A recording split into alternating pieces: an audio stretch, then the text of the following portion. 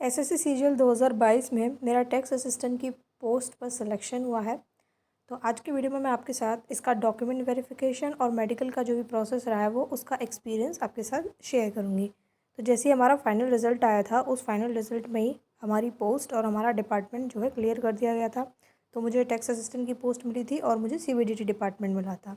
उसके बाद डिपार्टमेंट की ही साइट पर हमें ज़ोन एलोकेशन के लिए प्रीफ्रेंस का फॉर्म आया कि आपको जो भी ये ज़ोन है, 18 ज़ोन थे हमारे, उनको अपने प्रीफ्रेंस के हिसाब से लगा के और वो हमें उनकी ईमेल आईडी पे ईमेल करना था। तो उसको करने के बाद वहाँ से हमें ज़ोन एलोकेट हो गया।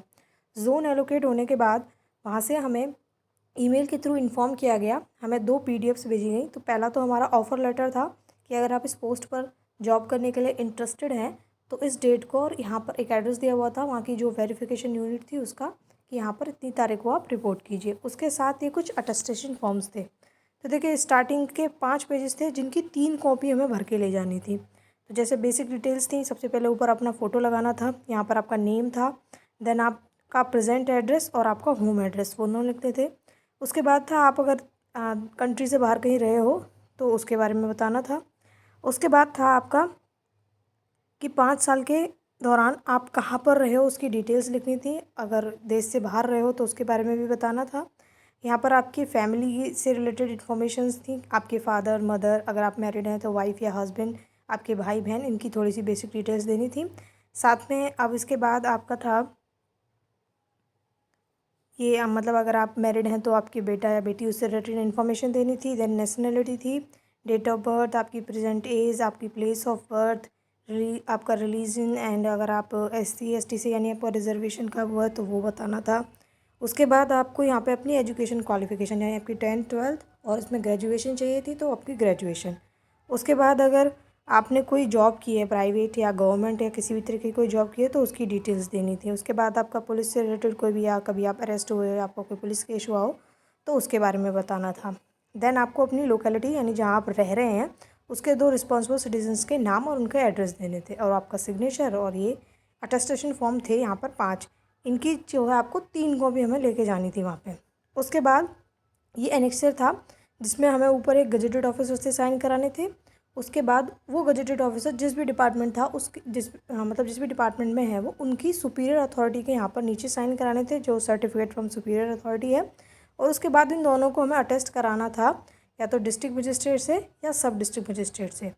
और साथ ही हमको यहाँ वहाँ पर ये प्रॉब्लम हुई थी कि जिनकी राउंड सील नहीं थी उन लोगों को वो दोबारा वापस भेज रहे थे कि आप फिर से करा के लाइए, इसके अलावा हम इसे एक्सेप्ट नहीं करेंगे। दिक्कत तो कुछ नहीं थी, दोबारा करा के ले जा सकते थे, लेकिन उसमें आपकी जॉइनिंग डिले होती क्योंकि आपको वापस जाना पड़ता, फिर से कराने पड़ते। उसके साथ ही ये 2 कैरेक्टर सर्टिफिकेट मांगे थे हमसे।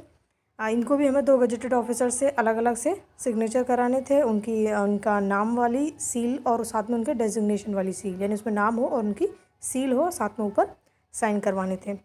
उसके बाद ये मैरिटल स्टेटस था, इसका बताना था आप मैरिड हैं, अनमैरिड हैं, डाइवोर्सी हैं।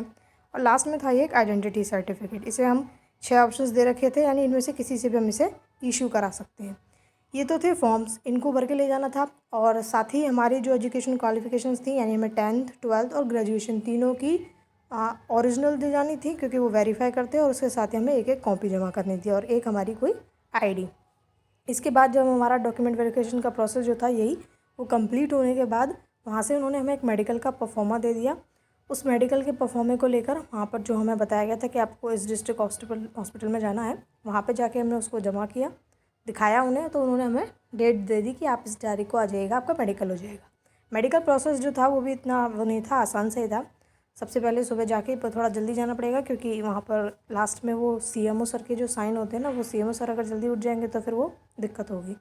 तो यूरिन टेस्ट था, ब्लड टेस्ट था, नॉर्मल हाइट वेट, ये बेसिक सी चीज़ें चेक करी गई थी। आपका कोई ऑपरेशन वगैरह तो नहीं हुआ है, यानी कि आप आराम से जॉब करने में हुए हैं या नहीं। साथ ही आइज़ वगैरह का भी विज़न का टेस्ट हुआ था। तो अगर आपको देखने में थोड़ी बहुत भी दिक्कत होती है तो आप पहले ही चेक करा के जा सकते हैं, ताकि आपको अपना नंबर पता होगा तो आप बता के हो सकते हैं, नहीं तो आपको थोड़ी बहुत देर इंतज़ार करना पड़ेगा क्योंकि फिर वो अपने बेसिक पे टेस्ट करके तब वो आपका नंबर आपको बताएंगे। दिक्कत इसमें कुछ नहीं क्योंकि टैक्स असिस्टेंट की पोस्ट पे तो आप ग्लासेस के साथ भी जॉब कर सकते हैं। फिर आई विज़न के साथ ही कलर ब्लाइंडनेस का भी टेस्ट होता है कि आप कलर ब्लाइंड तो नहीं है। इन सब के प्रोसेस को होने के बाद वहाँ से वो हमें हमारा मेडिकल सर्टिफिकेट उन्होंने इशू कर दिया और उस सर्टिफिकेट को हमने जाके अपने डिपार्टमेंट में जमा कर दिया।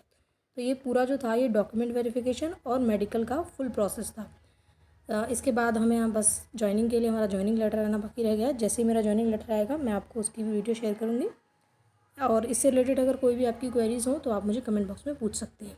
आज की वीडियो में इतने ही, मिलते हैं अगली वीडियो में। Thank you.